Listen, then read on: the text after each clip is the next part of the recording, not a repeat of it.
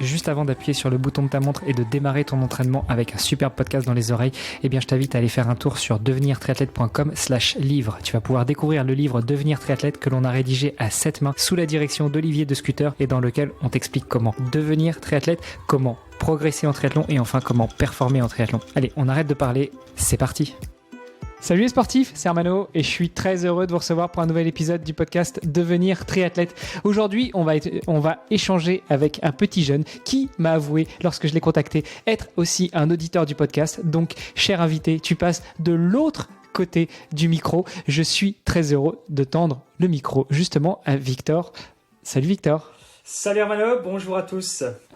Bon, on sent une petite pointe d'accent dans ton expression, mais d'où viens-tu, mon cher Victor Henry ? J'ai bugué un petit peu tout à l'heure, mais parce que je voulais bien rester sur le Victor pour ne pas embrouiller les auditeurs. Donc on va dire Victor, c'est ton prénom, Henry avec un Y, c'est ton nom de famille. Donc d'où viens-tu, Victor Henry ? Exactement, j'ai un petit accent de l'Est. Je suis pur produit franc-comtois et plus précisément de Montbéliard. Et pour ceux qui sont un petit peu amateurs du football, j'habite juste à côté de Sochaux, voilà, un club historique.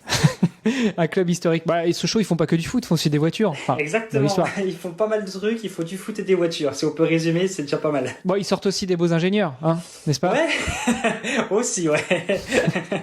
Bon, on va revenir sur tout ça justement, les auditeurs vont comprendre pourquoi je fais cette petite blague.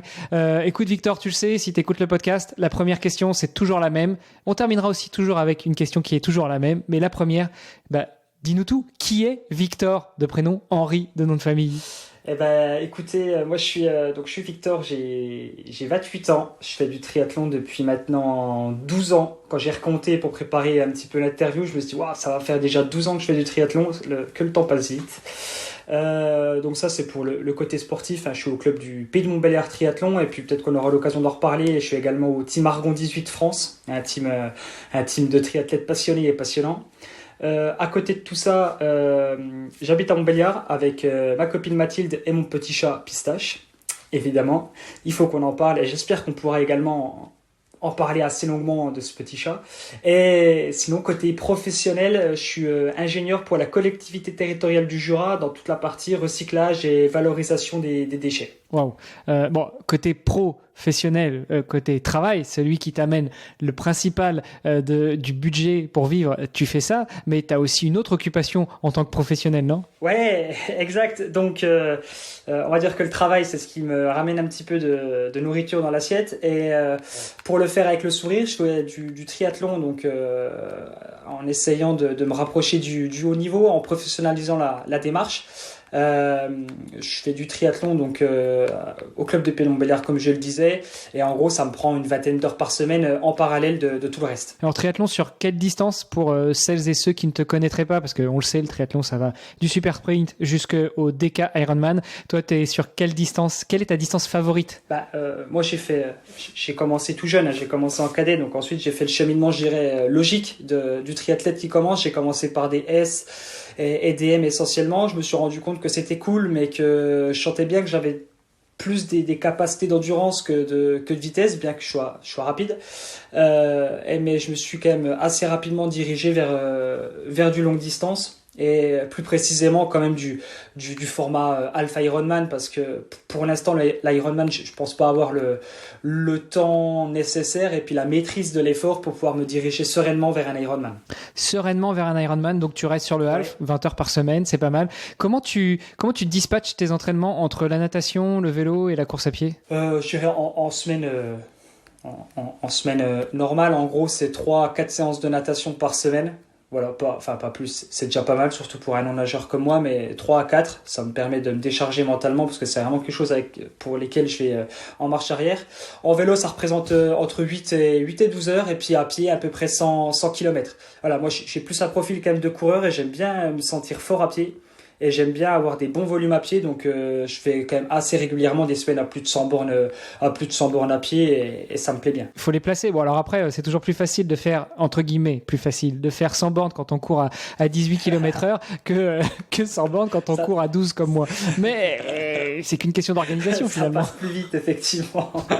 Mais ouais, c'est ça. Ça passe plus vite. C'est pas forcément plus facile parce que ça demande beaucoup plus d'implication, d'abnégation et de force aussi. Ouais, effectivement, que ce soit tous les entraînements, natation, vélo, course à pied, il faut réussir à les placer tout en sans négliger en fait le côté professionnel et le côté perso.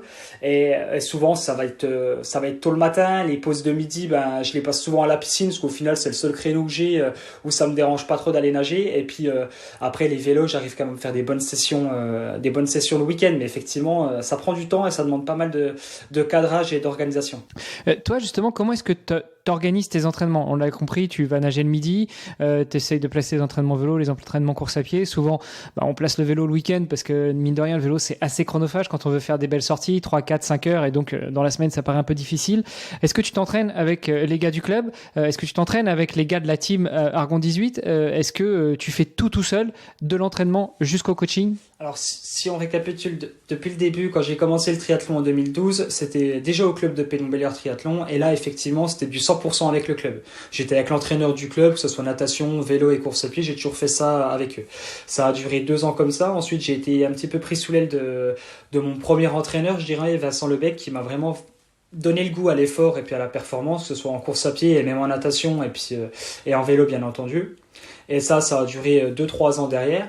Et ensuite, en 2017, quand j'ai commencé à prendre conscience que c'est quand même pas mal et qu'on s'amuse bien en triathlon, j'ai décidé de m'entraîner tout seul. Voilà, je me faisais mes petites semaines, je m'entraînais vraiment tout seul de A à Z. Même la natation, j'avais plus forcément la disponibilité d'y aller avec le club, je m'entraînais tout seul. J'avais juste un entraîneur natation qui me donnait des bonnes séances, mais sinon tout le reste, c'était moi qui m'organisais. Et ça a quand même duré jusqu'en 2020, l'année Covid. Et suite à l'année Covid où il y a eu pas mal de changements, que ce soit dans ma vie perso, pro, et puis même je voulais un petit peu changer d'air sur ma pratique sportive. Et là, je me suis dirigé vers mon entraîneur actuel qui est Benjamin Pernet, qui depuis 2020, depuis novembre 2020, me concocte des jolis petits programmes. Donc ça me permet de donner le cadre. Et ensuite, suivant les disponibilités que je peux avoir pour aller nager avec mon club, pour pouvoir aussi voir du monde et puis rendre ça un peu plus sympa, ou organiser des sorties vélo avec les copains, j'essaye autant que possible de me joindre avec eux, au moins sur les échauffements et les récup. Voilà. Donc je dirais actuellement, c'est quand même l'entraînement est cadré par Benjamin, et sinon à 70-80%, je suis quand même relativement seul. Ouais, en plus, c'est vrai que quand on a une activité professionnelle, celle qui est rémunératrice, à côté, c'est pas toujours facile de s'organiser avec le club. Puis, faut bien voir un peu pistache aussi. Donc, si tu vas t'entraîner toute la soirée, tu le verras plus. Bon, ta conjointe, ok, on a dit qu'on parlait de pistache dans l'épisode. Parfait, super, tu l'as superbement bien placé, j'apprécie. Plus sérieusement, donc t'as fait ce test de t'auto-coacher. On parlait en off de Cédric Ludet, dont j'ai diffusé l'épisode récemment. Lui aussi, il a fait ce test-là. Maintenant, t'es accompagné par Benjamin, ton coach actuel. Alors sur la partie course à pied, en plus tu dis que t'es coureur, enfin t'es fort en course à pied, t'es plutôt coureur et t'aimes te sentir fort sur la course à pied.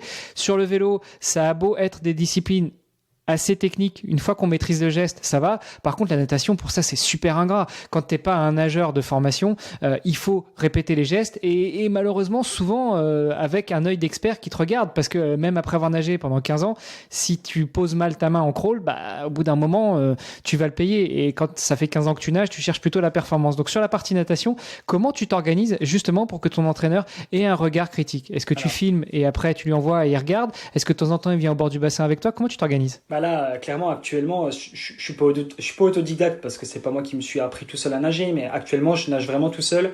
De temps en temps, quand je vais nager avec mon club, j'ai l'entraîneur du club du Pénon-Beliard Triathlon qui vient me donner quelques tips pour venir optimiser un petit peu mon geste ou ma pose de main ou me redresser la tête. Enfin, vraiment des choses simples, mais que je peux pas voir lorsque je nage. Mais sinon, c'est vrai qu'actuellement je suis un petit peu en solo. Après, je pense avoir acquis pas mal une bonne technique sur mes premières années de triathlon, où là vraiment, enfin franchement, je nageais, enfin quand je finissais 100 mètres, c'était déjà beau, donc là on prenait vraiment le temps de bien travailler le geste, de bien respirer au bon moment, et là j'ai vraiment pris le temps de le faire. Et en fait, les années où je me suis entraîné seul, j'étais uniquement suivi en natation par mon ancien entraîneur de Grès, parce que je suis quand même passé au club de Grès pendant quelques années. Et en fait, là, le but, c'était de me faire borner. C'était une stratégie. En gros, je tournais à 20-25 bandes par semaine de natation. On bornait, et puis en fait, le but, c'était juste de développer la caisse avec la technique que je pouvais avoir avant. Donc forcément, j'ai développé des bonnes capacités de nage. J'ai développé de très jolis défauts de nage également. Mais là, actuellement, je trouve que j'ai trouvé un bon équilibre entre mon investissement perso que je peux mettre dans la natation, donc 3 séances par semaine maintenant, ma technique et la performance que j'ai désormais sur triathlon. Ouais, surtout que Pistache peut éventuellement t'accompagner en vélo et en course à pied, mais en natation, on sait que les chats n'aiment pas l'eau, hein, c'est ça? Ouais, exactement. J'ai le petit panier qui va bien sur les prolongateurs, et puis en course à pied, j'ai un petit sac à dos, un petit sac à dos même. Mais en natation, c'est très compliqué. Ouais. Bon, ça va être le running gag de l'épisode. On va le placer tout le temps, Pistache. T'as dit qu'il fallait le placer, donc on va en parler. Donc je comprends mieux en fait. Bon, déjà quand t'apprends à nager à 12 ans, c'est quand même mieux que quand t'apprends à nager plus tard. Et il y en a eu des gens qui ont découvert le triathlon à l'âge adulte. Donc 12 ans, tu commences, t'es un peu à la limite quand même pour commencer à avoir des mauvaises habitudes, mais pour quand même bien intégrer tous les gestes techniques. Mais je comprends mieux maintenant que sur ton profil LinkedIn, parce que je le répète suffisamment souvent, je suis recruteur, donc LinkedIn, c'est un peu mon outil de prédilection. Tu affiches clairement déjà ta passion pour le triathlon et le duathlon, mais aussi tes victoires en tant que duathlète, parce que là, tu ne nages pas quand tu es duathlète. Ouais, effectivement. Alors, en fait... mon premier vrai résultat probant où je me suis dit ok, là ça vaut peut-être le coup de s'y mettre, c'est en 2019 quand j'ai fait champion de France de duathlon longue distance. Et effectivement, en duathlon il n'y a pas de natation, quoi. Donc c'est pas que je me suis buté là-dessus, mais je me suis dit quitte à commencer à rentrer dans le sport de haut niveau, fais-le sur une discipline que tu maîtrises, de A à Z, parce que course à pied, vélo, course à pied, c'est vraiment mes points forts. Donc le duathlon longue distance, champion de France en 2019, troisième en 2022, et puis j'ai eu la chance de faire les championnats du monde également en septembre 2022 à Zofingen. Et également en parallèle, vu qu'à l'époque j'étais à Grès, je faisais aussi les manches de Grand Prix en deuxième division, avec l'objectif de monter en D1. Bon, on n'a jamais réussi à transformer l'essai, mais déjà la D2, c'était hyper intéressant, parce que c'est des super courses, c'est hyper dynamique, c'est un petit peu stressant parce qu'on est en pack, et surtout c'est hyper rapide, et pour un mec comme moi qui à la base est sur du longue distance, ça me permettait aussi un petit peu de sortir de ma zone de confort, et puis de me confronter à plus fort et à un effort qui justement me convenait pas forcément à première vue. Voilà. Donc effectivement, duathlète de base, fier de l'être, mais j'essaye maintenant de me concentrer sur le triathlon. Bon, bouge pas, on en parlait avec Marion Legrand. Je pense que cet été, pour la petite fête de campagne, tu sais qu'il va y avoir à Paris, là, où il va y avoir plein de sportives et sportifs, ouais, et tout, et notamment le triathlon, où on est censé nager dans la Seine. À mon avis, il y a des chances que ça se transforme en duathlon. Bon, ouais, malheureusement, ce sera pas les meilleurs duathlètes qui iront, mais en tant que duathlète, tu vas kiffer. Ouais, non, parce que, allez, je suis triathlète, moi j'ai envie de voir un triathlon à Paris, mais effectivement, il faut qu'on fasse gaffe avec ces histoires. Et si ça finit en duathlon, après les triathlètes qui font les JO, ce sont des très bons duathlètes, mais ça reste un effort spécifique, et on l'a déjà vu, quand Alistair Brownlee était venu sur un championnat du monde de duathlon, il s'est fait taper par 2 Français. Duathlète pur. Donc ça veut bien dire que c'est un effort à part, que c'est un sport à part, et que ça demande d'autres qualités que le triathlète n'a pas forcément à 100%. Voilà. Tout comme le duathlète n'est pas nageur, voilà, au même titre. Comment est-ce que toi, justement, tu jongles entre les deux? Parce qu'on l'aura compris, toi, t'es un triathlète, t'aimes ça, mais ce que tu préfères, c'est le duathlon, en fait. T'es un duathlète devenu un peu triathlète, parce que dans ta formation de sportif que t'as commencé à 12 ans, t'as commencé par le triathlon. Mais comment tu jongles entre les deux? Comment est-ce que tu fais un choix? Parce que finalement, il faut choisir à un moment. Triathlon ou duathlon? Long ou court? Moi, j'ai fait le choix, on va dire, l'année dernière, clairement, en me disant, bon, ok, le duathlon, c'est cool, c'est là où je performe, c'est là où je fais les meilleures courses, mais le duathlon, en termes de visibilité, on n'est pas au niveau du triathlon. En plus, depuis l'année dernière, en triathlon, je cours en catégorie pro, donc je suis sur le classement PTO. C'est quand même hyper intéressant pour venir se challenger, voir un petit peu où est-ce qu'on en est par rapport aux autres. Alors, spoiler alerte, je suis pas du tout parmi les meilleurs mondiaux en triathlon, mais ça me permet d'être dans le classement mondial et me dire, ah ouais, ok, super, il y a ça, il y a des super courses. Enfin, fin octobre, j'ai fait Vieux-Boucau, le challenge Vieux-Boucau, fin octobre. Il y avait 3 champions du monde au départ, un ancien champion olympique.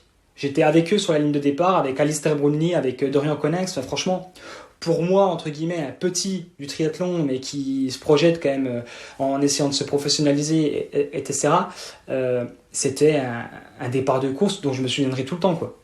Donc, j'ai choisi, ok, le duathlon hors saison pour préparer la suite, mais ça reste le triathlon, focus sur le triathlon et le fameux classement PTO pour pouvoir m'amuser dans le classement mondial.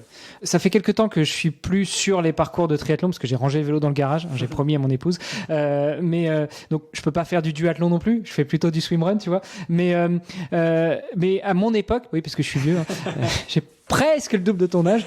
Il était pas rare de voir des triathlètes commencer à s'échauffer sur home trainer avant de partir à la flotte.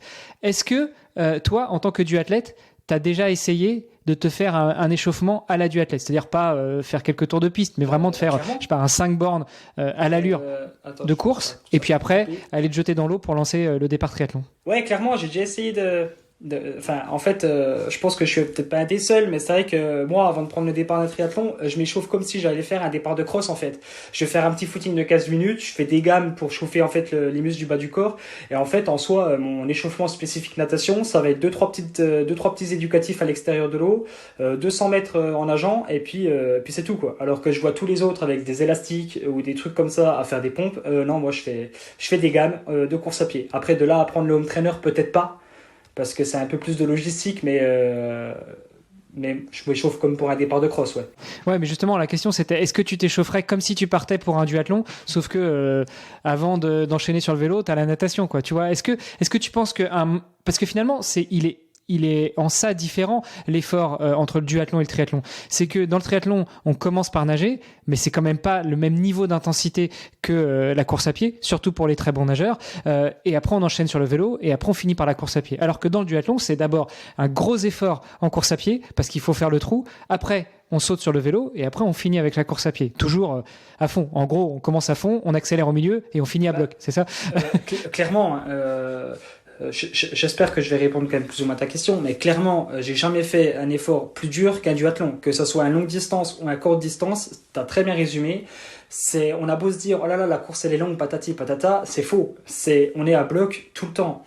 En plus, comment dire, vu que musculairement c'est horrible, on sait que des gros écarts peuvent être faits. Donc en fait, à mon sens, il y a peut-être un peu moins de gestion et effectivement, il faut être l'échauffement avant un duathlon et puis un triathlon est totalement différent. À la fin de ton échauffement pour un duathlon, tu as intérêt d'être chaud parce que de toute façon le départ va être rapide, que ce soit à longue distance ou à courte distance.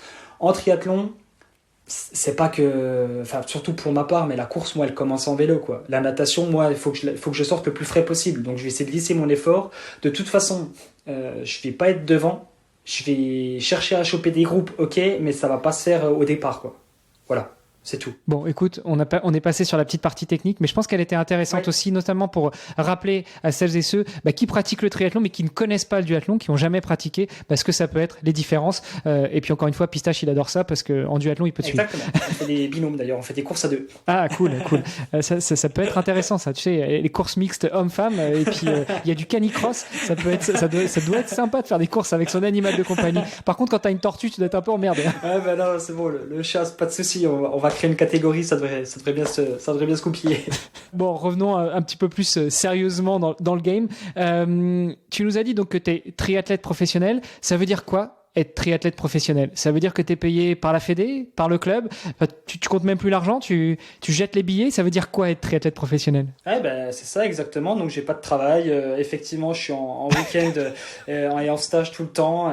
Non, tu l'as dit, il fallait qu'on revienne sérieusement.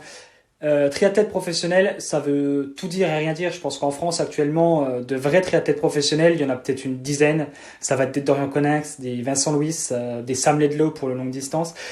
Eux ont le niveau nécessaire pour le faire, et deux, médiatiquement ils sont présents et ils peuvent se permettre d'avoir des sponsors privés pour pouvoir entre guillemets financer leur saison et leur vie. Je veux pas parler à leur place, mais je capte, enfin je scope à peu près le truc comme ça. Moi, je suis triathlète professionnel, c'est simplement parce que je cours en catégorie pro, mais sinon, à côté de ça, non, j'ai un boulot. pour pouvoir me nourrir et je m'organise autour de ça pour pouvoir tenter d'exister dans mon sport. Après, effectivement, je suis triathlète pro, ça implique que derrière, j'essaye de professionnaliser ma démarche, d'organiser ma démarche pour viser le meilleur niveau de performance possible dans les 3 disciplines, natation, vélo, course à pied. Mais effectivement, j'ai pas le niveau nécessaire, j'ai pas la présence médiatique non plus en termes d'image pour pouvoir me dire, tiens, demain j'arrête de bosser. Et puis je deviens triathlète professionnel sans pour autant profiter de la solidarité nationale. Parce qu'effectivement, je peux me mettre au chômage pendant 2 ans et puis me dire, tiens, je suis triathlète pro. Mais en fait, pas vraiment, quoi. Voilà. Ouais, t'inquiète, maintenant que tu vas passer sur le podcast, tout va changer, ta vie va changer, les fans vont venir taper à ta porte pour s'entraîner avec toi, mais ils vont pas y arriver parce que tu seras évidemment devant à chaque fois aux entraînements. Toi, tu seras en basse intensité, eux, ils seront à bloc. Non, bon, allez, on a dit qu'on était sérieux. Non, mais c'est ça aussi le triathlon, c'est du délire, c'est du fun, c'est de la bonne ambiance. Ouais, c'est déjà suffisamment dur, entre guillemets pour accepter la charge, pour organiser les entraînements, pour digérer les bonnes séances, pour accepter les mauvaises séances. Donc si en plus on se prend la tête et puis qu'on y va en tirant la gueule, ça peut pas marcher, quoi. Enfin, ça peut pas marcher sur du long terme. Tu me disais aussi tout à l'heure que tu fais partie du team Argon 18. Ouais. Tu peux nous en dire plus ? Ça veut dire quoi en fait, être membre du team ? Ça veut dire avoir un vélo qui t'est offert par Argon ? Ça veut dire faire des performances ? Ça veut dire être mélangé avec les meilleurs qui font partie de ce team ? Ça veut dire quoi ? Alors, le team Argon 18 France, initialement, c'était un team qui effectivement, sous l'égérie de la marque de vélo du même nom, était un team de groupe d'âge. Voilà, en fait, l'idée, c'était de regrouper des groupes d'âge d'un bon niveau, mais surtout avec une histoire à raconter. Et puis, en fait, dans le team, moi, je me suis rendu compte qu'il y avait des pères de famille, il y avait effectivement des jeunes prometteurs, mais il y avait aussi des jeunes tout court qui voulaient juste s'amuser dans un groupe. Et en fait, depuis cette année, ils ont décidé d'ouvrir 2 places pour des professionnels. Donc en fait on est 2 et moi j'ai eu la chance de pouvoir rejoindre ce team cette année pour pouvoir se joindre au groupe donc de tous ces groupes d'âge et la seule particularité qu'on a par rapport à eux c'est que nous on court en catégorie pro. Qu'est-ce que ça nous apporte ? Donc en plus de rejoindre un super groupe, on a fait le regroupement là il y a une semaine, on s'est éclaté, on a rigolé toute la journée, enfin tout le week-end. Et, le mot sérieux était pas forcément omniprésent, mais c'était super cool. T'as ramené Pistache ou pas ? Non, ils ont pas voulu. Je me suis dit peut-être pas le premier coup, le prochain ils y ont droit. Mais j'en ai parlé. En plus j'en ai parlé, ils le connaissent déjà tous. Et donc qu'est-ce que ça apporte ? Alors effectivement, on a pas mal de facilités au niveau de l'obtention du vélo de la marque Argon 18. On a un partenariat avec Compressport, on a un autre partenariat avec Powerbar, avec Hub pour les combinaisons, Casco pour les casques. Enfin, en fait, on a beaucoup de facilités pour l'obtention de ce matériel-là, à prix réduit parce qu'on est plusieurs et puis surtout qu'on a on a une belle image et on a une représentativité qui est optimisée sur les courses parce qu'on se déplace et qu'on est quand même relativement devant, il ne faut pas se le cacher. Et pour Marc Fernandez, l'autre pro, et puis moi-même, on a d'autres facilités qui se rajoutent sur l'obtention du vélo, notamment, et on est directement en plus en lien avec la marque Argon 18 pour avoir un vélo de chrono et un vélo traditionnel de route pour l'entraînement. Est-ce que vous participez aussi à la R&D, à la recherche et développement ? En plus, toi étant ingénieur, même si tu es ingénieur plutôt dans l'environnement, mais la démarche de l'ingénieur, tu la connais. Donc, est-ce que vous participez un petit peu à la R&D ? Vous donnez votre avis ? Vous faites les bêta-testeurs ? Je pense que le terme bêta-testeur, pourquoi pas. En gros, ils sont à l'écoute des retours qu'on peut leur faire. Mais de là à aller travailler avec eux en soufflerie, non. Voilà. Mais par contre, ils sont à l'écoute. On a certains membres du team qui sont en lien direct avec les mecs de la marque, que ce soit pour Compress ou pour Argon d'ailleurs. Et ils sont à l'écoute de ce qu'on peut leur remonter. En termes de déplacement, ça veut dire quoi être triathlète pro ? Parce que même si la France est un super pays de triathlon et de duathlon et de swimrun, bah oui, j'aime bien le placer aussi parce que c'est le seul pays dont la fédération de triathlon est délégataire du sport. Donc même si c'est un super pays pour ça, être triathlète pro, ça veut dire aussi bouger, aller un peu à l'étranger, un peu en Europe, un peu ailleurs. Toi, tu bouges beaucoup dans ta saison ? Moi, j'ai, pour pas passer pour le gros ayatollah de l'écologie. Parce que je ne le suis pas, mais j'ai quelques sensibilités à l'environnement et effectivement, si je peux limiter mon empreinte carbone dans le cadre de ma passion, parce que ça reste une passion avant tout, je le fais. Donc effectivement, lorsque je vais faire mes compétitions dans le cadre des manches PTO, et ça va que pour l'instant, je suis un petit triathlète pro, mais je peux les faire, je dois dire, au niveau continental. Voilà, cette année, au plus loin que je vais aller, ça sera en Autriche. Donc ça peut se faire soit en train, soit en voiture, mais pas forcément en avion. Sinon, ce sera essentiellement en France. Après, je suis conscient que si demain je veux aller m'amuser sur des compétitions, pourquoi pas un Ironman du côté de Hawaï ou aller faire un challenge sur un autre continent, forcément ça impliquera des voyages un peu plus lourds en termes de logistique, mais également d'impact carbone. Et ça, ce sera à programmer et à assumer bien entendu. Pour l'instant, je reste, je dirais, au niveau continental proche. France, Autriche, un petit peu de Suisse et puis de l'Allemagne. Espagne, Espagne, Portugal, ouais. non, ça fait un peu loin. Aussi. Espagne, ça se fait bien. Bon, après, pour les championnats du monde, t'es pas obligé d'aller à Hawaï. Hein. Maintenant, c'est une année sur deux avec Nice. Donc, tu peux choisir l'année, si tu arrives à te qualifier, où ce sera à Nice. Hein. Ouais, ça, c'est encore un autre débat. J'ai rien dit. Par contre, choisis bien le moment où c'est les mecs, hein, parce que si tu choisis le moment où c'est les filles, c'est foutu. Déjà, ouais, mais voilà, mais c'est un autre débat. Mais oui, il y a le championnat du monde à Nice, qui peut être intéressant de faire. Revenons un peu sur ta pratique et sur ton entraînement justement. Donc là, tu es encadré par Benjamin, ton coach. Est-ce que, on l'a compris, tu ajustes aussi l'entraînement par rapport à ce qu'il te donne, c'est par rapport à tes disponibilités. Malgré tout, tes cycles d'entraînement ressemblent à quoi? Là, on enregistre, on est mi-février, donc on est encore sur le cycle d'hiver. On va commencer à attaquer tout doucement le cycle printemps et puis après la saison finalement de triathlon. Surtout si tu restes sur des courses continentales, tu vas pas en hiver, tu vas pas aller en Australie pour concourir. Donc, ça ressemble à quoi ton cycle d'entraînement? Là, comme je te le disais, moi je reste un coureur. Enfin, j'aime bien me mettre quelques courses à pied pour me dire ok, je suis encore fort en course à pied, j'ai besoin de ça pour me rassurer. Donc souvent en fait l'hiver, c'était de décembre jusqu'à mars. C'est vraiment du travail de développement global, que ce soit natation, vélo, course à pied. Et le but, c'est d'encaisser de la charge et du volume et de l'endurance. Voilà. En mars, souvent, je me cale... là, cette année, j'ai un semi-marathon et un 10 km coup sur coup pour valider, entre guillemets, l'hiver passé. Et ensuite, à partir de début avril, parce qu'il faut quand même un petit peu assimiler tout ça, je pense qu'il y aura 1 ou 2 semaines un petit peu plus light entre les deux. À partir de début avril, là, ça va être du travail spécifique triathlon avec de l'allure spécifique et de l'intensité spécifique. Et on va certainement mettre un peu plus de côté les travails de développement. Après, moi, j'organise ma saison souvent en deux, avec une première partie de compétition sur mai-juin et une deuxième partie sur septembre-octobre, parce qu'en fait, en juillet-août, il fait chaud. Et moi j'aime pas trop, tout simplement. Donc je me dis, au lieu d'aller me buter, aller faire des compètes pour être inexistant, être transparent, je continue mes entraînements, j'adapte l'intensité. Si j'en chie, je suis tout seul dans mon coin. Et puis donc en fait en juillet-août, souvent on arrive à replacer une petite période de redéveloppement pour tenter de recréer des adaptations, surtout avec le chaud, parce que c'est hyper intéressant. Et après, à partir de septembre-octobre, de nouveau une période de compétition, donc avec certes des entraînements moins présents, mais avec des compétitions avec l'approche course et puis la récup post-course. Ouais, surtout qu'à Montbéliard, septembre-octobre, c'est déjà l'hiver là-bas. Ah ouais, on met les pneus neige sur les vélos de route. Hein. Tu mets les pneus à cran, exactement. À clous. Exactement. J'aime bien parce que tu nous places comme ça que tu fais quelques semis aussi pour te préparer. C'est quoi ton RP sur semi? C'était l'année dernière à Paris, j'avais fait 1h05. 1h05, ouais. Donc ça c'est sur un semi sec. Semi-sec, et sur un semi, que ce soit sur duathlon ou sur triathlon, t'es aux alentours de ça ou t'es un peu plus lent quand même? Je suis un petit peu plus lent, mais cette année à Fréjus, je fais 1h0950. Donc j'étais assez content et là je me suis dit, ah ouais, c'est cool. Là c'est vraiment cool parce qu'en plus, juste le fait de voir que j'arrivais à courir et puis que en fait j'ai pas subi la course, parce qu'au final c'est un plaisir quoi. On pose le vélo puis derrière on court à 3,20, 3,21. Enfin c'est un bonheur sans nom quoi. Juste de pouvoir poser la course à pied à son niveau, c'était assez ouf en termes de sensations. Et tes conseils là-dessus, justement, qui, je pense, vont intéresser tous les auditeurs et les auditrices, évidemment. Quand on est coureur, quand on est, on sent bien que toi, ton truc, c'est vraiment la course à pied. C'est là que tu t'éclates, c'est là que tu aimes te sentir fort. Et donc, quand tu te sens fort, tu te sens encore plus fort et tu te sens encore mieux.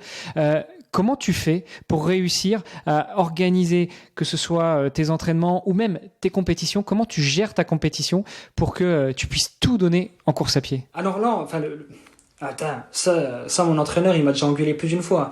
Le but, c'est pas de faire un vélo tranquillou bilou pour pouvoir dire, tiens, c'est moi qui ai couru le plus vite. Non, le but, on est triathlète, quoi. Donc, il faut savoir nager fort, rouler fort et courir à ton niveau, quoi. Donc, c'est ça, en triathlon, c'est tu commences vite, t'accélères au milieu, puis tu finis à fond. Ouais, sur le papier, c'est écrit comme ça. Là. Moi, j'avais signé ça, mais j'ai appelé le SAV, ça fonctionnait pas. Donc, clairement, il faut pas être idiot, surtout sur longue distance en vélo. Moi, quand je m'entraînais seul, puis que j'avais pas forcément les conseils avisés de Ben, j'étais peut-être un petit peu trop irrégulier sur le vélo, peut-être à partir trop fort ou à faire des efforts dans les bosses qui n'étaient pas nécessaires. Donc, grâce à lui, j'ai appris à lisser mon effort, que ce soit en natation, mais surtout en vélo, lisser l'effort tout au long de la course, pour en gros poser frais, sans dette de quoi que ce soit en termes de stock de glucides ou en dette d'énergie, simplement, quoi. Et grâce à ça, ça permet au moins de pouvoir poser sa course à pied. Et ensuite, si on voit qu'il y a un truc à aller chercher devant, c'est la tête qui prend la suite, quoi. Mais une fois qu'on est dans une bonne dynamique, qu'on voit qu'on arrive à courir, ça s'enfile. Alors qu'à l'inverse, si on pose le vélo déjà un petit peu entamé si on pose le vélo déjà un petit peu entamé de la partie vélo, qu'on sent qu'on a les jambes lourdes, on a vite fait d'être dans un cercle négatif et là c'est compliqué. Surtout pour un profil comme moi qui suis bon coureur où on attend qu'une seule chose, c'est la course à pied et qu'au final ça se passe pas comme on veut. Là on a vite tendance à pas bâcher, loin de là, parce que c'est pas le but, mais de lâcher un petit peu prise et puis de sortir de sa course. Ouais, et puis commencer à ruminer, et puis plus tu rumines, plus tu vas ruminer. Enfin, c'est un cercle vicieux, celui-ci. Comment tu fais justement? Comment tu as appris à lisser ton effort sur le vélo? Tu utilises la data, tu utilises le capteur de puissance, tu te connais maintenant tellement bien que tu arrives à gérer ton effort et à lisser. Et puis, je sais pas, sur du long, t'as pas le road drafting. Tu vois une tête devant, qu'est-ce que tu fais? Tu restes derrière à ton allure ou à ta puissance cible ou tu vas chercher et puis tu te places devant en laissant 12 mètres pour éviter que l'un comme l'autre vous preniez un carton? Avant l'arrivée de Ben, je faisais tout à la sensas et des fois ça passait super bien, comme l'année où j'avais fait champion de France longue distance de duathlon, ou des fois c'était le cirque Pinder et ciao bonsoir, je pouvais marcher à pied, quoi. Donc grâce à Ben j'ai découvert c'est mieux parce que marcher sur les mains c'est chaud quand même. Ouais. Et puis on va pas aussi vite. Donc grâce à Ben j'ai découvert les capteurs de puissance et puis les puissances cibles et puis les intensités cibles. Donc j'ai découvert ça et là ça fait quelques années que du coup je fonctionne à ça en vélo et je t'avoue que c'est quand même une belle aide parce qu'effectivement on a beau se dire qu'on fait à la sensation, on a vite fait de mettre trop de watts en montée surtout et puis pas assez sur le plat. Après en course à pied par contre c'est pas que je fais tout à la sensation, mais je me connais quand même relativement bien pour connaître mes intensités, mais en vélo j'ai besoin de ça. Après je vais reprendre l'exemple de Vieux-Boucau. En fait, à Vieux-Boucau, je nage quand même pas trop mal. Et en fait, ça me fait sortir, entre guillemets, dernier du bon groupe en vélo. En fait, il y avait un petit groupe qui s'était formé devant moi. Et en fait, même si on est à 12 mètres, même si on n'a pas le droit de drafter, le fait d'être dans un groupe, ça permet de se faire emmener. L'émulation. Et voilà, exactement. Et au moins, on est dans le rythme. Et en fait, on s'endort pas et on garde le bon visuel sur le bon groupe. Bon, manque de bol, j'ai pas pu faire l'effort au bon moment parce que j'avais quand même les jambes coupées à cause de la natation que j'avais faite un petit peu peut-être en sur-régime, mais en tout cas pour accrocher le groupe. Et donc, en fait, j'ai pas accroché ce groupe-là. Et entre guillemets, c'est pas que ça fout ta course en l'air, mais c'est dommage que j'ai pas pu faire l'effort. Donc de temps en temps, il faut savoir lisser son effort. Et de temps en temps, il faut savoir justement faire l'effort pour choper la bonne dynamique de course, être dans le bon groupe et se dire ok, là je suis avec eux, je me repose pas sur mes lauriers parce qu'il faut quand même que j'appuie fort, mais au moins c'est eux qui vont me faire le rythme. Voilà. Donc il faut jouer entre les deux. Tu disais justement que Benjamin, ton entraîneur, t'avait appris à utiliser la puissance. Bon, utiliser la puissance, c'est une chose. Hein. Moi, j'ai un stride pour la course à pied, c'est génial. Ça me donne des bonnes valeurs pour l'allure. Ouais, ok. Mais si tu sais pas l'utiliser, si tu sais pas exploiter cette data, en fait, ça te sert à rien. Bon, t'es ingénieur, donc normalement, les data, tu connais un petit peu. Mais comment vous fonctionnez avec ton entraîneur? Tu fais une séance, vous prenez les données, il te les explique ou il les regarde et il te fait des recommandations. C'est toi qui les analyses d'abord, tu lui fais des suggestions et il valide, il infirme ou il confirme. Enfin, comment vous fonctionnez? Je pense que ça aussi, ça peut vachement aider nos auditeurs qui se posent peut-être la question d'utiliser un capteur de puissance mais qui savent pas le faire. Donc, quelle serait la bonne pratique en fait pour toi? En fait, Ben, en plus d'avoir une prestation de coaching qui est hyper intéressante et hyper complète, c'est en fait, il a créé un écosystème tout autour de l'entraînement qui est hyper intéressant et qui est en fait nourri par les expériences de tout le groupe. Donc Assez souvent, il nous fait des petits podcasts, enfin des petits vocaux sur les explications du pourquoi du comment. Le dernier en date, non, c'est pas vraiment le dernier en date, mais j'en ai un qui a fait écho assez longtemps dans ma tête. C'était la gestion de la chaleur et puis des intensités. Pourquoi quand il fait chaud, on est nul, mais il l'explique de A à Z et en fait, on n'est pas nul, on est hyper fort, mais il faut juste accepter qu'on est moins fort, mais on est fort. C'est compliqué. Mais en fait, c'est tout cet écosystème d'informations qui va nous donner, qui va nous expliquer le pourquoi du comment, pourquoi il faut respecter les puissances, qu'est-ce que c'est cette puissance cible, pourquoi faire un test 20 minutes, pourquoi faire un test 5 minutes, alors que ça fait hyper mal. Moi, je lui ai déjà dit 1000 fois, moi, je fais pas tes conneries. Bah, du coup, je les ai faites, parce qu'il a raison et il faut les faire. Je suis une tête de mule, hein. Je suis une grosse tête de mule. Ça fait 3 ans que je m'entraîne avec lui, 4 ans, ouais, 3 ans et demi. Je l'ai fait mon premier test 20 minutes il y a 3 semaines. Avec lui parce que je comprenais pas l'intérêt et après au fil du temps voilà bref on pose les choses quoi. Et donc sur ces fameuses puissances bah suivant les retours de séance qu'on a sur les tests qu'on peut faire, lui il se dit bah logiquement ton allure L c'est tant d'intensité. Et ensuite, à partir de là, bon, on travaille cette intensité à l'entraînement, on la travaille sur home trainer, puis sur l'extérieur, sur du plat. Parce qu'encore une fois, et ça, je ne comprenais pas. Moi, au début, il me disait, bah tiens, tu fais 20 minutes allure L, bah pas de souci, je vais les faire en boss, c'est tranquille. Bah ouais, effectivement, en boss, c'est hyper simple en fait de mettre des watts. Mais va mettre les mêmes watts sur le plat, bah tu sais plus où t'habites quoi. Donc, j'ai découvert des trucs comme ça. Et comment tu fais d'ailleurs à Montbéliard? Parce qu'il n'y a pas de plat là-bas. Si, alors attends, on a des super grandes. On a des grands canaux. Enfin, on a le canal du Rhin-au-Rhône qui passe chez nous et on a quand même des belles lignes droites. On a des belles vallées entre les montagnes. Enfin, les montagnes, c'est pas vraiment des montagnes parce que si les Alpins entendent ça, entre les petits monts. Enfin, bref, il y a des super petites vallées et c'est hyper sympa. Et surtout, il n'y a pas trop de circulation où moi j'ai mes spots d'entraînement. Donc, c'est tranquille, c'est plat et c'est pas dangereux. Mais bref, tout ça pour dire que il explique tout ça et on se nourrit de sa science, mais aussi de la science des autres personnes qui sont entraînées par Ben. Wow, ça doit être génial. Moi, c'est ce que j'ai toujours un petit peu voulu et attendu de mon entraîneur, c'est qu'il m'explique aussi toutes ces choses-là. Alors, il me les expliquait de temps en temps parce qu'on avait la chance qu'il venait avec moi pour les entraînements, que ce soit la natation ou la course à pied, lui il accompagnait en vélo. Donc ça c'est pas mal, mais c'est pas tout le temps. Et en fait, c'est vrai que t'as beau avoir 10-15 ans de pratique, bah il y a des moments t'aimerais bien savoir ce que c'est que la puissance cible, pourquoi on utilise la puissance cible, pourquoi en course à pied on utilise telle ou telle allure, etc. Tu parlais du test, lui, mon entraîneur, il avait un truc, c'était le test de 30 minutes sur piste en course à pied. Ouais. Pourquoi 30? Bah parce qu'un Cooper ou un Mini Cooper c'est trop rapide, c'est trop saccadé. Et en fait, quand tu sais un peu gérer les efforts, c'est pas tout à fait la réalité. Alors que tu fais 30 minutes, si tu pars comme un bourrin, t'en feras 15 et ton test, il sera annulé. Si tu fais 30 et que t'apprends à gérer ton truc, c'est l'objectif. Donc, effectivement, faut écouter l'entraîneur.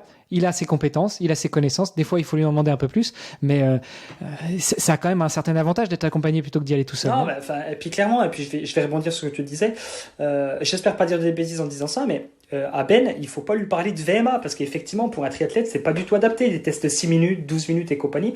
Effectivement, tous les entraînements de course à pied, ils sont basés sur notre meilleur temps au 10 bornes. Enfin, en gros, sur 30 minutes d'effort, quoi. Tu as raison. Et à partir de là, on construit. Toi, tu fais 30. Oui. Toi, tu fais 30 au 10, pas nous. Hein. Et après, à partir de là, on construit le plan d'entraînement avec cette valeur-là. Et effectivement, donc, oui, les intensités sont un petit peu plus basses que sur un test 6 minutes, mais par contre, on tient. Enfin, moi, ça m'est déjà arrivé de faire des 15 fois 1000, quoi. Enfin, oui, forcément. Ouais. Voilà, c'est des 15 fois 1000 où on l'a pas forcément dans la gorge, mais à la fin de la séance, on se dit waouh, putain, on a tourné quand même longtemps là. Mais ouais, mais en fait, c'est le but, quoi. Le but, c'est pas d'aller très vite pour un triathlète, c'est de pouvoir maintenir un niveau d'intensité hyper intéressant. Donc, forcément, à l'entraînement, il faut maintenir ce niveau d'intensité, quoi. Et puis, ouais, enfin, clairement, c'est. Moi, je connaissais pas tout ce qu'il avait construit Ben autour de son entraînement. Moi, à la base, je l'avais rejoint parce que j'avais des très bons échos sur sa manière de faire. Mais en fait, oui, il y a l'entraînement, mais il y a tout le à côté qui est hyper intéressant et qui permet de progresser en tant que triathlète.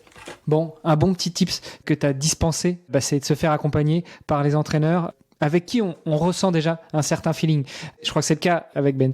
Bon, on n'a pas parlé de pistache. De quoi on parle pour pistache là? Pistache, de temps en temps, je lui fais faire du fractionné dans le salon. Je lui cours après pendant 30 secondes, j'arrête, je recommence et puis on le fait pendant 1 heure. Voilà. Donc c'est à lui que tu fais faire du fractionné ou c'est toi qui fais du fractionné au final? C'est le petit chat qui fait du fractionné. Écoute, c'est super intéressant tout ce dont on vient d'échanger et puis ces différents points de vue. On n'est pas rentré sur un sujet spécifique, mais justement, on a eu une vision un peu holistique, comme on dit.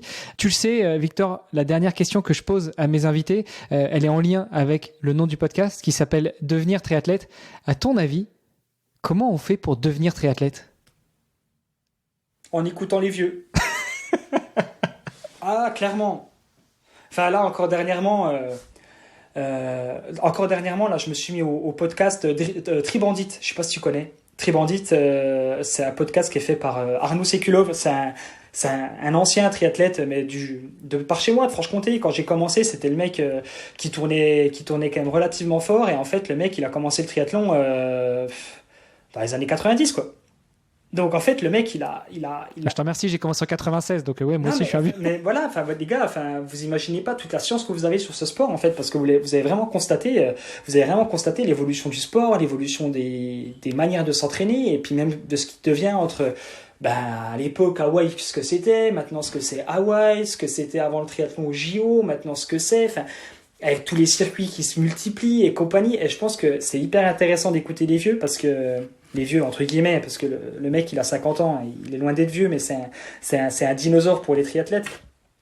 C'est hyper intéressant de les écouter, parce qu'ils ont beaucoup de choses à nous apprendre, et que ce soit sur l'entraînement, mais également sur la logique du sport, et puis les mecs sont passionnés, donc c'est forcément passionnant. Puis sur la longévité, tu parles de vieux entre guillemets, ceux qui l'auraient pas entendu, je vous invite à aller écouter l'épisode avec Georges Belaubre, le papa de Fred Belaubre. Tu parlais des Jeux Olympiques, exactement. Voilà Fred, 3 Olympiades. Georges Belaubre, 80 piges, et il continue à faire au moins un triathlon par an. Et il est champion de France dans sa catégorie. Qui rêve d'avoir une longévité pareille? Il a commencé le triathlon à 30 ans, parce que voilà, c'était il y a 50 ans que ça a commencé à être populaire en France. Et à 80 piges, il continue à faire un triathlon. Donc ouais, écoutez les vieux. Non, mais clairement. Et puis je pense qu'ils ont la passion de ce sport, ils ont la science de ce sport. Et effectivement, effectivement là actuellement le but c'est d'être le meilleur possible dans mon sport, parce que je le kiffe. Après je sais qu'à un moment donné je vais me faire rattraper par la vie professionnelle, par la vie de famille, et forcément le triathlon ça va passer un petit peu au second plan. Mais j'ose espérer qu'à 60 balais je serai toujours présent en train de foutre des petites claques derrière la tête aux petits cadets sur des distances M et des distances S, quoi. J'espère. Bon, on n'y est pas, hein. J'ai encore le temps d'y arriver, hein. Mais j'espère que je vais continuer le triathlon encore longtemps, effectivement. Bon, écoute, moi j'espère qu'on va continuer le podcast Devenir triathlète encore longtemps. On se donne rendez-vous dans 20 ans et on fait un débrief, ça marche? Ah vache, écoute, vas-y, c'est noté, pistache, ouais, bon, ok, peut-être avec pistache, peut-être pas. Dans 20 piges pistache Ouais, je sais pas, bon, on verra. Avec vanille, parce qu'après la glace à la pistache, il y a la glace à la vanille, ce sera le successeur de pistache, non? Il faudra que j'en parle à madame pour le nom du chat, mais on verra. Ça va. Toi, dans tes objectifs, justement, dans ton futur de triathlète, au-delà de passer peut-être sur du plus long, t'imagines quoi? Tu visualises quoi? Forcément, je vais passer sur du plus long, mais sur du Ironman, je me vois mal faire des trucs qui passent l'Ironman, parce que bon, voilà. Mais j'espère quand même à moyen terme faire des Ironman. Je sais pas si je vais me prendre au jeu d'être performant, de chercher à devenir performant sur Ironman, parce qu'en termes d'investissement, ça demande beaucoup plus de disponibilité, notamment pour le vélo. Et je suis pas sûr d'avoir cette disponibilité-là à accorder pour le sport. Donc quoi qu'il en soit, Ironman. Et après sur de la course à pied pure, ouais, je pense que je vais plus me prendre au jeu des longues distances en course à pied pure. Enfin, quand je dis longue distance, ça va être du marathon, et pourquoi pas du 100 bornes. C'est vraiment un effort qui pourrait me plaire. Ça reste 6-7, enfin plus 7 heures que 6 heures d'ailleurs. 7 heures d'effort, c'est encore un truc où on a vraiment l'impression d'aller vite, donc pourquoi pas. Mais pour revenir au triathlon, ouais, l'Ironman max. J'irai pas faire du double ou du DK ou du Penta Ironman, quoi. 7 heures sur 100 bornes, t'as pas tout à fait l'impression d'aller vite, hein. T'as l'impression de te donner à fond, mais t'as pas l'impression d'aller vite, hein. Ouais, du coup, je suis quelques coureurs là, Guillaume Ruel, Benjamin Paulin là, qui valent en gros 6h30 sur 100 bornes. Les mecs ils s'enquillent de ces volumes à pied, mais moi en fait ça me fait kiffer, quoi. Je vois leurs séances les dimanches matins, leur sortie longue, c'est un marathon, quoi. Ouais. C'est énorme. Enfin, ça c'est Mais bon, actuellement, c'est pas mon kiff parce que je suis sur le triathlon, puis je préfère faire ma sortie longue en vélo. Mais c'est des trucs, ça doit être tellement kiffant, quoi. Bah écoute, moi cette année j'ai bouclé ma traversée de la France en courant. J'ai préparé ça pendant 9 mois et sur la fin de la prépa, j'enchaînais des semaines où je faisais 6 entraînements par semaine et dont les plus petites courses c'était 30 bornes et puis je montais jusqu'à 80 bornes. Et j'ai fait 2 fois 70 dans le week-end, tu vois, des trucs comme ça. On a fait un week-end choc avec mon entraîneur, c'était 65, 75, 80 sur 3 jours. Forcément tu kiffes quoi. T'arrives à la fin du 3e jour, t'as un peu mal aux pattes. Mais en fait, c'est tellement bon parce que justement, tu te sens fort, tu te sens vivant, tu te sens exister. Ouais, c'est ça en fait. C'est juste. Puis de se dire, putain, on fait des trucs que 99,99% de la population ne fait pas, quoi. Enfin, voilà, quoi. Donc, c'est hyper plaisant. Juste ça. Écoute. C'est bien noté pour la suite. On te souhaite bon courage pour le triathlon. On te souhaite bon courage pour la course à pied. On a compris que tu fais du sport avec Pistache. Mais madame, est-ce qu'elle est aussi sportive / triathlète / duathlète? Alors madame, à la base, elle courait, elle faisait des marathons. Elle en faisait 1 ou 2 par an chaque année. L'année dernière, j'ai réussi à lui faire découvrir le triathlon longue distance. Donc elle était venue à Fréjus avec moi. Elle a découvert le triathlon longue distance. Elle a enchaîné avec le triathlon distance olympique de Gérardmer. Donc c'est pas un des plus simples non plus. Et il est beau, elle a fini la saison avec moi à Vieux-Boucaux également sur un triathlon longue distance. Donc j'ai réussi à la convertir. Donc c'est cool. On peut partager ça ensemble, au moins pour les entraînements. Ah, c'est excellent. Ouais. Félicitations. Ouais, j'ai pas réussi moi à convertir ma femme à ça, mais félicitations. Ça a été du boulot. Bon. Finalement, le prochain petit chat, il s'appellera peut-être pas Vanny, il s'appellera Triathlon, je sais pas, on trouvera un truc. Ouais, ou on l'appellera Sam Ledlow, on verra. Sam, si tu nous écoutes, encore, on t'embrasse. Merci beaucoup, Victor. C'était vraiment cool cet échange. Bon, vous l'aurez compris, chères auditrices, chers auditeurs, on était beaucoup dans la dérision, on s'est bien marré, mais on a abordé aussi beaucoup de sujets super intéressants, sérieusement, et on est rentré un petit peu dans le fond. Donc, j'espère que vous aurez apprécié autant que moi j'ai apprécié faire cet épisode. Victor, pour terminer, où est-ce qu'on te retrouve, où est-ce qu'on te suit, où est-ce qu'on t'encourage? Cette saison, on me retrouve au Challenge Saint-Polten en Autriche fin mai. On me retrouve au Triathlon de Belfort sur le longue distance début juin. On me retrouve à Gérardmer, bien entendu, début septembre. Et en Italie, fin septembre, sur le Challenge San Remo. Voilà, donc n'hésitez pas à venir en masse. Et puis, ça va être une belle saison, j'espère. Belfort et Gérardmer, que des bons souvenirs pour moi. 2009, championnat de France, l'année où il a fait super chaud pour s'entraîner. Tu t'entraînes de février jusqu'au 5 juin, il fait 40 degrés. Le jour de la course, il fait 9 degrés. C'est Belfort. C'est que du bonheur. Que du bonheur. Bon, Victor, merci beaucoup. Je mettrai aussi dans les notes de l'épisode les liens vers tes réseaux sociaux pour pouvoir aller aussi discuter avec toi. Pas de souci, avec grand plaisir. Super. Merci, à plus. Ouais, ciao, bonne journée. Merci d'avoir écouté cet épisode jusqu'au bout. N'oubliez pas de rejoindre notre groupe Facebook pour discuter avec les invités, commenter et poser vos questions. Et Olivier et moi, nous vous répondrons dans un prochain épisode. À la semaine prochaine. Salut les sportifs.